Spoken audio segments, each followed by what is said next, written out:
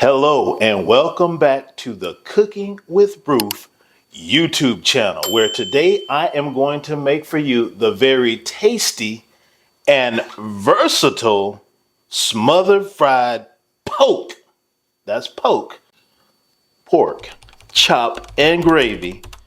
And the reason I call it tasty is, well, self-explanatory, but the reason I call it versatile is because you can pair this with rice and gravy, or you can pair it with grits and gravy. And I'm going to make grits to go with it today and show you the Southern delicacy that is grits and gravy. If you've never had that, you have been missing out in life.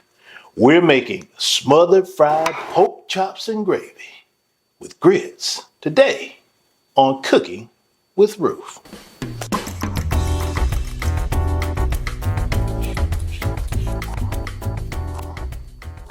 All right, the key to this Southern delicacy, as with many recipes, is the prep work. So I have here in my MMC, that's my meat marination container, some pork chops that I season with salt, seasoning salt, cumin, fresh ground black pepper, and paprika. And I put those in the refrigerator overnight. So they've been resting in there, just soaking up those seasonings for 8+ hours.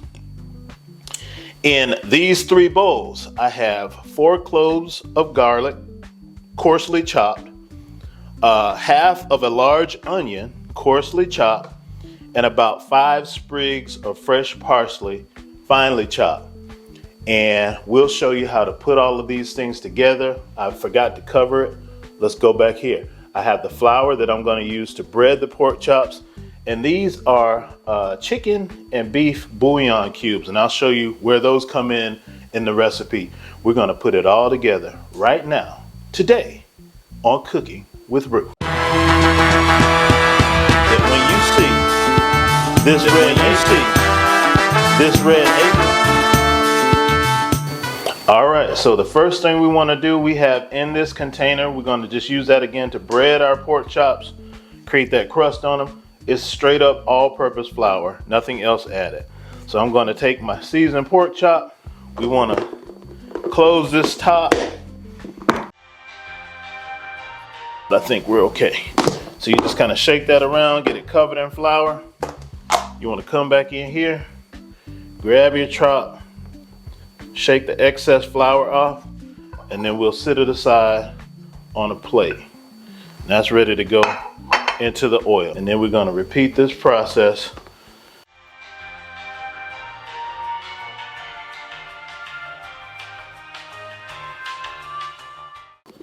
All right, so we got 3 pork chops now breaded. Shake that off, and we'll take it over to the oil here in a moment, and we'll drop it. All right, we are ready to take these chops that have been coated in flour into this hot oil. You can look at that oil and tell that it's hot. It's shimmering around and moving. And we want to just start to drop our chops in there. I have this on a fairly high heat. I call it medium high, but it's more towards the high side. You can tell by the way them chops is just sizzling in there. Man, check out that sizzle. When you frying these up, you don't want to fry them hard. You want to just kind of brown them because they're going to continue to cook when we smother them here in a little bit later. So we'll walk you through that process, but you just want to brown them on both sides, and you take them out, and we'll store them until the other ones are fried and ready to go.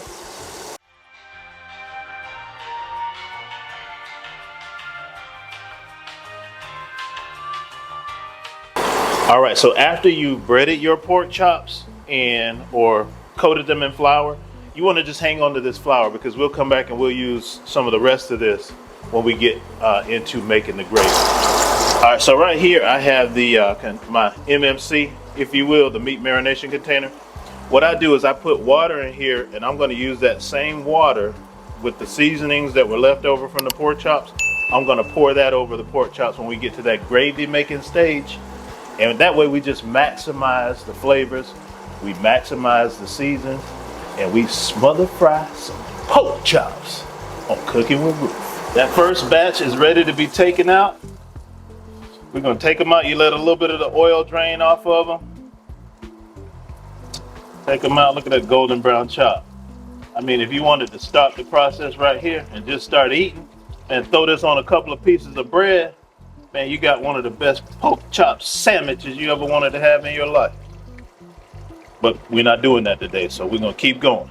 All right, so we'll set those to the side, and we're gonna come back and get the other chops that we've coated in flour, and we're gonna finish frying up those. Again, into that oil. You gotta be careful because that oil is hot. You all are well aware. Drop them bad boys, you just hear that sizzle. That sizzle. Lord have mercy. We ready to flip this second batch over? Let's see what we're looking like on that fry side. Oh yeah. Oh man, look at that, man. Man, look at that. Boom. And I don't know if you can see like all that flour that's in the oil there is browning nicely. All of that stuff, anything that's falling off of the pork chops, that's gonna be the elements of that wonderful smooth gravy that we're gonna make here in a minute. So you see that little browning in the oil, man, that's what you're looking for. The second round of pork chops is ready to come off. And again, hold it up, take a little bit of that oil off of them, that excess oil. We'll sit them right on top of the other ones. And now we're about to show you how to make partial star of the show. This gravy that we're gonna pair with them grits. We're gonna show you how to make it. We've poured off most of this oil, and we want to leave a little bit, I don't know, maybe 1/8 of a cup, 1/4 cup max. And we're gonna show you how to use that to start this gravy. Before we get into making this gravy, if you are getting anything from the Cooking with Ruf YouTube channel, please like, subscribe, hit that notification bell, and feel free to share the channel.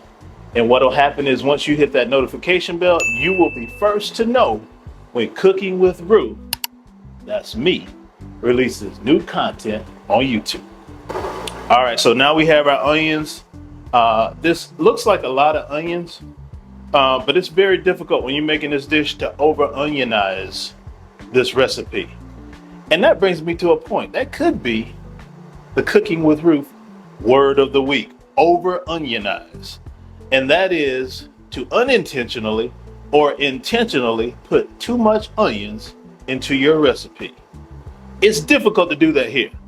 But let's add the onions to the oil. Again, I've turned down the heat. Listen to that sizzle. And you want to just get these in here.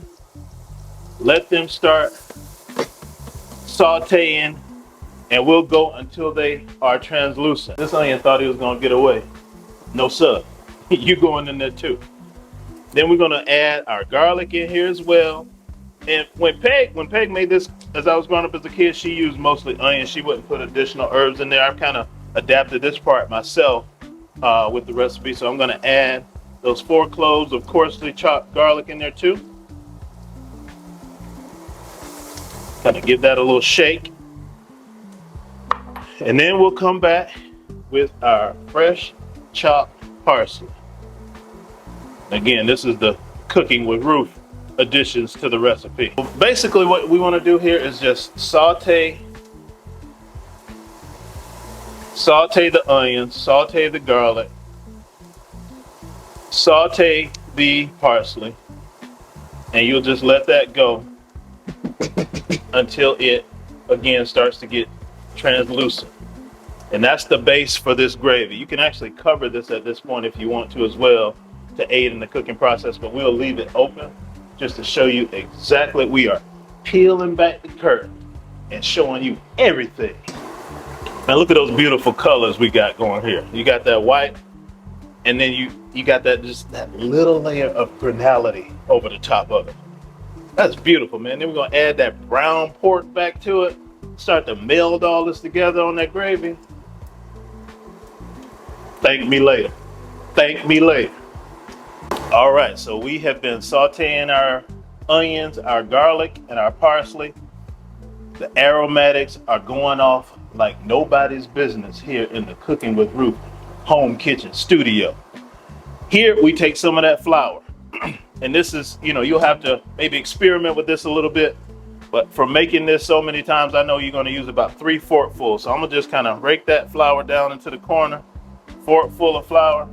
We're gonna add it to the onions, garlic, and parsley. We'll do one more, and then we'll hit it with one more.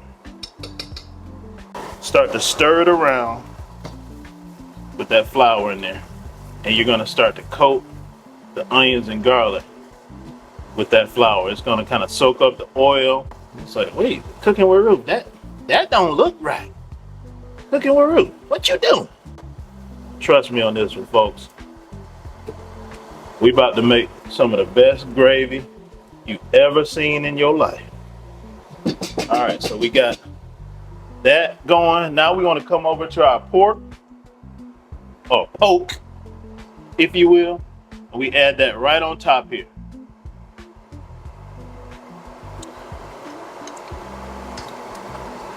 It doesn't matter if they're kind of laying on each other at this point. Kind of want to give each his own little space, but you might have some overlap, and it's okay. And then we want to get, I'm going to grab that water that I put in the MMC early, and I'm going to pour that over the top. I don't have it in the kitchen now, but I'm going to. All right, so we got the water that we ran into the MMC after we took the pork out. We're going to just come in here and we're going to pour that over the top. Listen to that sound. Pour that over the top. You can actually turn this up a little bit, and it's going to start to catch that flour. Take that flour off of the onions and garlic and parsley, and it's going to start to thicken up. So we can then stir it a little bit, just kind of disturb it, mix it around. And at this point, you can maybe turn the heat up to more like a medium to medium high, just to kind of get it to getting that rolling boil on it. And then you could turn it down and allow it to just simmer, gurgle, get a little bit more water in there. All right, once you've poured that water over the top, and different people do this differently. I've seen people that make, a smothered fried chicken or pork chops, and they'll add like chicken stock or beef stock to it.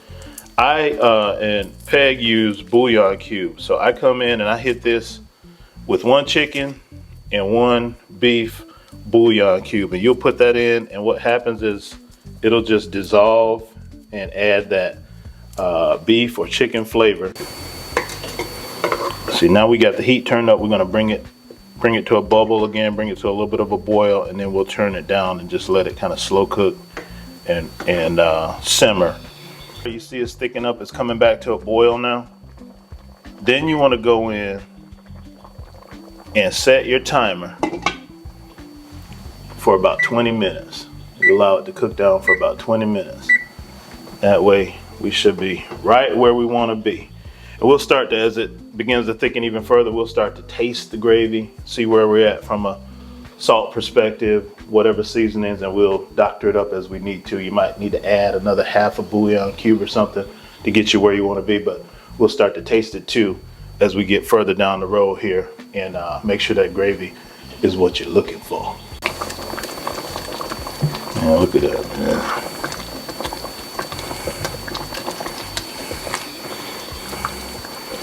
Look at that, man. Look at that. I know it's hard to imagine, but I mean, even when I'm looking at this, Cooking with Ruf has no words. Can you imagine that? Look at that, man. Man, look at that.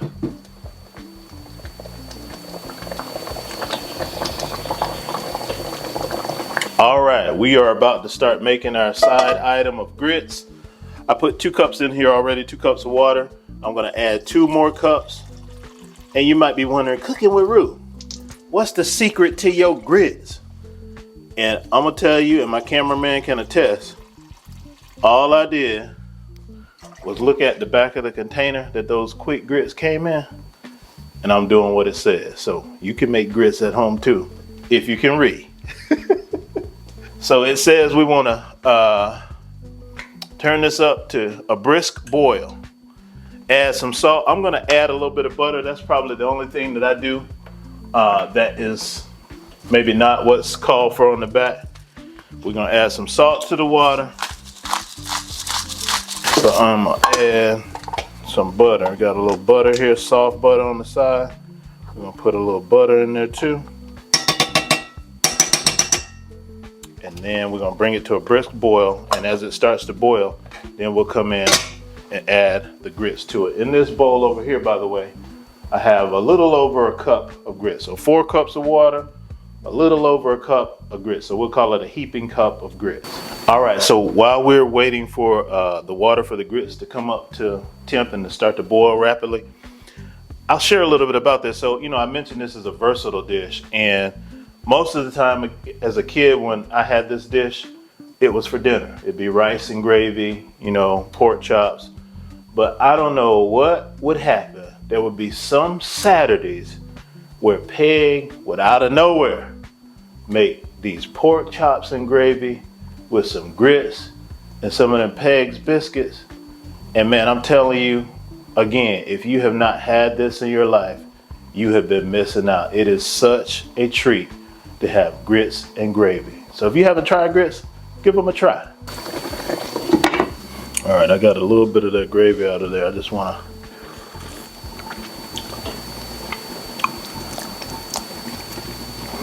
maybe a little bit more salt. We're gonna let it cook down a little bit more, but that's pretty close to what we're looking for. All right, so we got the water for our grits is now boiling violently. Man, look at that. And so we're supposed to add the grits kind of slowly and stir them in. Just continue adding them and we'll stir them in. My grits have been covered for a moment. I'm just gonna open the pot up. You gotta be careful with grits because man, they are thick, and as they thicken, they start to jump out of the pot. So just give it a quick stir and cover them back up. Oh yeah, them grits starting to thicken up. I just kind of took it off the heat so it's not boiling as I stir it. But yeah, them grits starting to thicken up nicely. All right, we're getting that a quick stir, and we'll put them back over the heat. All right, folks, that timer tells us that this smothered fried pork chops, they are ready to roll. So in this case, normally I say, especially with vegetables, you take it off of the eye when you're done cooking it. With this dish, you can actually just turn it off and leave it on the eye because it'll just continue to cook. All those flavors will just continue to come together. And so we'll turn this off and we'll leave it on, and then we're gonna check on our grits, and we should be getting close to being able to plate this thing up. And then it's taste time. Lord have mercy.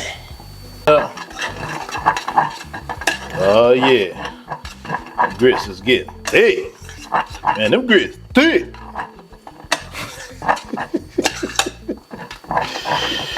Yes, sir. That's what you want right there. Man. All right. We are getting ready to plate up here on the Cooking with Ruf YouTube channel. So we're going to first go in and get some of them thick grits. This is how it used to be served up, man. Back in the day. South Carolina way. Get a plate of them grits going. How we add that gravy here in a minute. Look, them grits won't even come off the spoon, man. Them grits is thick. We're gonna go with the first one that emerged. So we'll sit that pork right there on the side. And then how they would do it back in the day, back South Carolina way, I'm gonna sit that down for 1 second. Because they would come in here with this gravy. They would scoop out some of that gravy, and they would go into the middle of the grits and make a well. Just a little pool of gravy. A swimming pool of gravy. Lord have mercy, look at that. I mean, it's okay if the pool overflows and put some of that gravy on that pork chop. Man, this is Southern eating right here. All right, we have reached the grand finale of this week's episode of the Cooking with Ruf show on YouTube. And as I look at this plate, man, I think about my grandfather, Rufus Streeter Sr. We called him Sang Sang. Man, Sang Sang loved him some grits and gravy. So we got all the utensils here that we're gonna need. The first thing you would wanna do back in the day, what we would do is stir that gravy into them grits. So let's get that going. And again, man, Sang Sang. All I see is Sang Sang on here, stirring up them grits. All my grandparents love grits, but it made me particularly think about Sang Sang. Stir that up, get them grits and that gravy mixed up. Woo! Mix up them grits and gravy. And then you kind of spread them out so that they cool. Because man, grits are hot. You can easily burn yourself. So please make sure that if it's your first time, you north of the Mason-Dixon line, you ain't never had no grits and gravy before, man, you better let that thing cool down. You'll be going to work next week with your whole mouth bandaged up. We don't want that. All right, so spread them grits around. Let them start to cool a little bit. And then we're going to come in and give a slice of this pork. Look at that. Look at that. The other white meat. Let's check this pork out.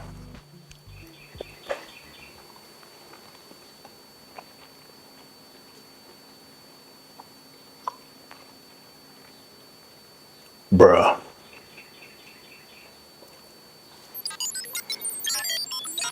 Bruh. I ain't even gonna say nothing. It's awesome. See all the herbs on it, the onions, the garlic, all those flavors have come together beautifully. Now I'm gonna get me a spoonful of these grits.